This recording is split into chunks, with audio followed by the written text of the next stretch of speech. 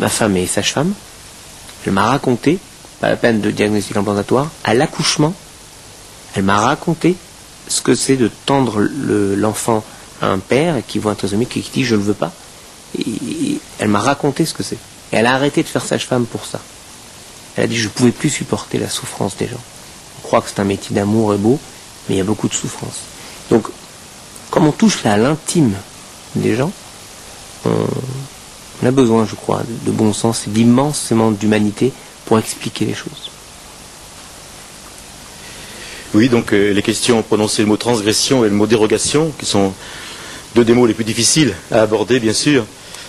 Donc la question de M. Leonetti sur le DPI est très difficile. Elle pose le cas d'une décision en conscience personnelle. Et donc peut-être que c'est ici qu'il faut distinguer deux contextes précisément, le contexte de la décision personnelle en conscience et puis le cadre de la loi.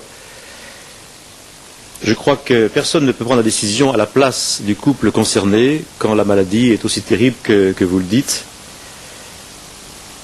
Mais donc nous sommes ici pour faire un travail de législation et donc la loi est là pour poser des limites, un cadre général. Et donc à ce moment-là, la question est où plaçons-nous le curseur ? Et par exemple, il serait évident qu'on s'opposerait à toute pratique infanticide. Quand on verrait un enfant très mal formé naître, infanticide, il n'en serait pas question. Donc si on se pose la question pour l'enfant à naître, si bien qu'on a une option ontologique sur l'embryon, on pense qu'il est moins grave de détruire un embryon que de détruire un enfant déjà né. Prendre conscience déjà qu'il y a une option là. Pourquoi la loi ne mettrait-elle pas le curseur quelque part ? Et il faut bien qu'elle le fasse. D'ailleurs, c'est ce qu'elle fait. La loi donc est dans le compromis. Mais donc à ce moment-là, la vigilance est à prêter sur le niveau du curseur. Parce qu'il y a un risque génique évident. Vous savez mieux que moi qu'avec le DPI actuellement, donc le nombre de maladies que l'on peut dépister est de plus en plus grand. Le nombre d'affections pour identifier n'a cessé de croître. Il y a un article de l'agence de biomédecine que j'ai sous les yeux. Mucoviscidose, chorée de Huntington, hémophilie, myopathie, handicaps mentaux. On parle de cancer du côlon, cancer du sein. Donc il y a bien un moment où il faut mettre une limite.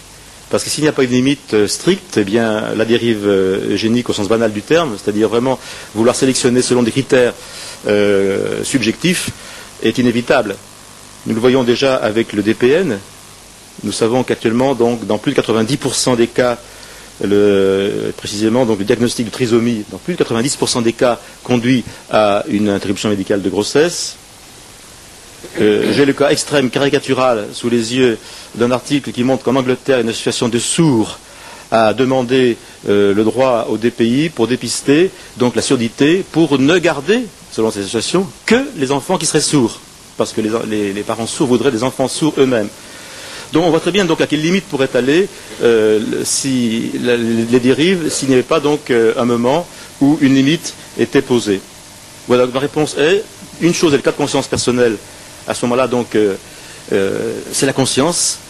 Le religieux interviendra en tant que source d'espérance ou de foi, mais ce n'est pas le cas de la loi ici qui doit poser une limite stricte et éviter donc les dérives, d'ailleurs vous le savez vous-même.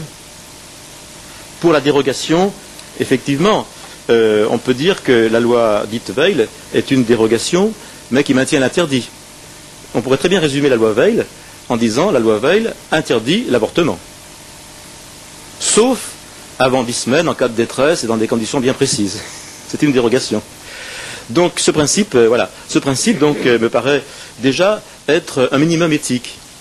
Il me paraît déjà important d'affirmer un interdit, quitte ensuite à voir si un intérêt supérieur, comme vous le dites, pensé comme tel par les chercheurs, peut justifier une dérogation.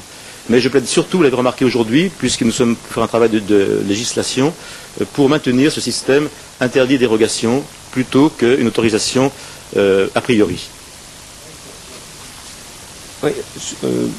Oui, sur le même sujet. Alors, effectivement, je trouve très juste d'ailleurs cette analyse. J'avais défendu la même chose. Il m'a fait l'honneur de rappeler que je suis au ministère de la Défense. On a le même problème. Vous savez que, grâce à